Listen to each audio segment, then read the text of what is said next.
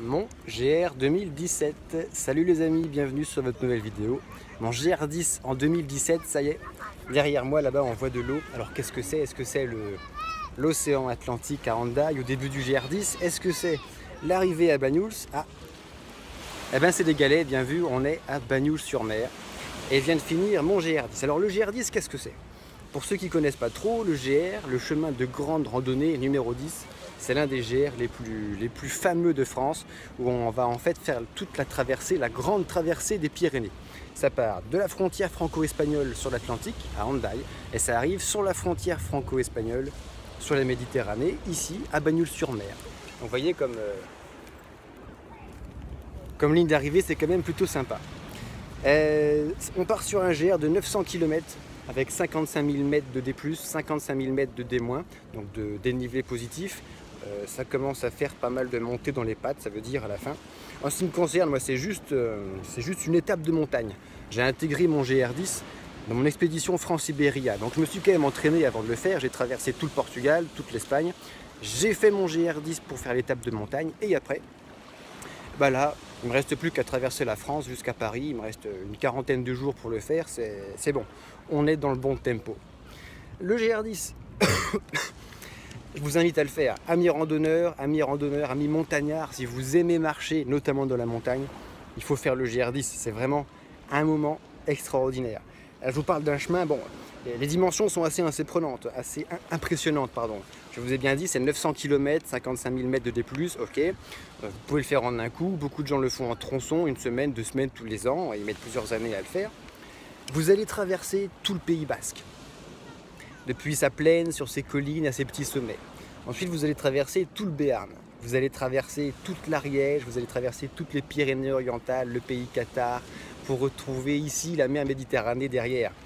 Là, je vous parle d'un GR qui vous fait passer, les amis, dans des spots comme le Vignemale, la vallée glaciaire avec le Vignemale à 3300 mètres au fond de la vallée, extraordinaire. Je vous parle d'un GR qui vous fait passer à Gavarnie. Et Gavarnie, le cirque de Gavarnie, cette magnifique vallée où il y a la plus grande cascade d'Europe, puis la chute d'eau qui tombe à 400 mètres, extraordinaire. Vous allez passer dans la réserve naturelle du Néouviel, vous allez entendre le silence total de la réserve naturelle. Vous allez passer au Caralite, sur le fameux mont du Canigou. Chaque moment, chaque étape, c'est une merveille.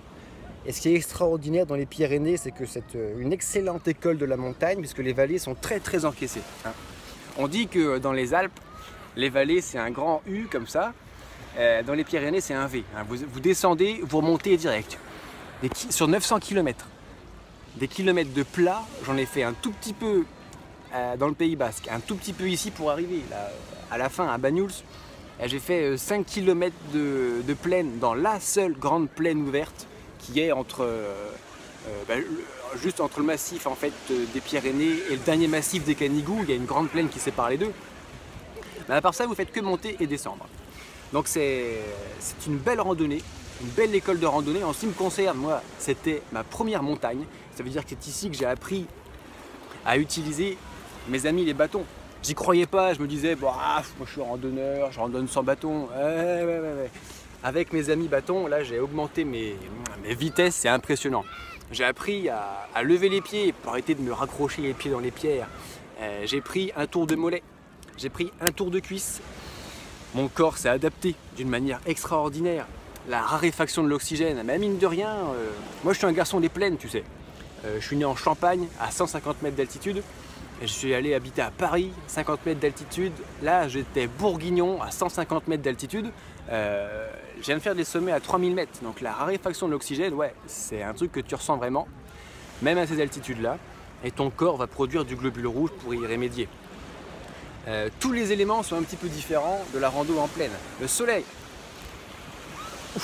le soleil à 3000 mètres, il tape encore plus fort qu'en plaine. L'air, j'ai eu une petite vague de froid, souvenez-vous, le 10 août 2017. Le 10 août 2017, il y a eu une vague de froid en France. Alors en plaine, ça veut dire tu remets une petite laine, tu sors le manteau, le parapluie. Ici, ça voulait dire il neigeait sur les sommets. J'ai un copain qui était sur la HRP, sur la ligne de crête, il m'a dit il s'est bouffé des nuits à -8, -9. Ah ouais, le 10 août. Moi j'étais au fond, j'ai quand même eu des gelées blanches à 0 degré, plusieurs jours de suite avec la pluie ou la neige fondue dans le vent, des nuits à 2-3 degrés au bivouac. Et là, ce qui est extraordinaire, c'est que tu marches toute la journée. Tu arrives le soir au bivouac, il fait 2-3 degrés Celsius, il faut prendre ta douche dans le petit torrent de montagne qui est à 8-10 degrés. Voilà, je peux te dire, là tu prends des douches qui vont vite, mon ami. Hein. Tu te traînailles pas sous l'eau, je vais te dire. Le GR10, adaptation, voilà, apprentissage de la montagne, adaptation physique et psychologique. Le GR10, c'est comme la vie, hein, ça monte, ça descend. C'est dur, t'en chies tout le temps. Des fois, ça fait mal au cul, ça fait mal aux genoux, ça fait mal aux chevilles, ça fait mal partout, la vie. Mais c'est beau. C'est un beau chemin à prendre. En termes de durée, je suis parti le 4 juillet 2017 et nous sommes ici le 21 août 2017 à 13 h. Ça veut dire que j'ai mis 48 jours. Dans ces 48 jours, il y a 6-7 jours de repos. Ouais, un jour de repos par semaine en gros que je me suis offert. Et également, il y a quelques petits détours parce qu'à l'occasion de ce GR10, pas sur le GR10 même, mais en t'offrant un petit détour, mon ami, tu peux aller chercher des sommets si tu veux faire quelques petites ascensions. J'ai fait mes premières ascensions, le Petit Vignemal à 3023 mètres, tentative du Néouviel à 3091, tentative de la traversée traversant des deux côtés du Carlite à 2921 mètres, du Canigou à 2784. Là, c'est tellement extraordinaire. Tu vois toute la plaine de France, de Toulouse à Montpellier, à Gérone derrière en Espagne. C'est vraiment extraordinaire. Donc mon GR10 2017, c'était une bonne année en termes de température parce qu'il a fait chaud. J'ai eu quand même pas mal d'orages. Au début dans les Pays Basques, au milieu dans le Béarn, dans l'Ariège, ouais, il y a eu pas mal de sessions d'orage. Ça m'a permis d'affiner mes compétences orage en montagne, qu'il faut bien savoir gérer pour pas crever foudroyé. Il n'y avait plus beaucoup de névé, sauf vraiment sur les sommets, donc c'est passé tout seul, pas besoin de crampons ni rien. Et puis voilà, 48 jours de bonheur, 900 km de plaisir, 55 000 mètres de D+, donc c'est vraiment une superbe expérience. Amis randonneurs, si t'aimes ça, la randonnée, n'hésite pas à aller faire un tour du côté du GR10. Et maintenant, vous avez vu, j'ai posé mon sac, j'ai posé mes chaussures, et là, ça va être l'heure, les amis, de faire un tour, de se baigner dans la mer. Et après 900 km à se baigner dans les rivières de montagne à 10 degrés, à se les geler, la mer Méditerranée, ça va faire du bien. Allez, salut, à bientôt sur une prochaine vidéo les amis.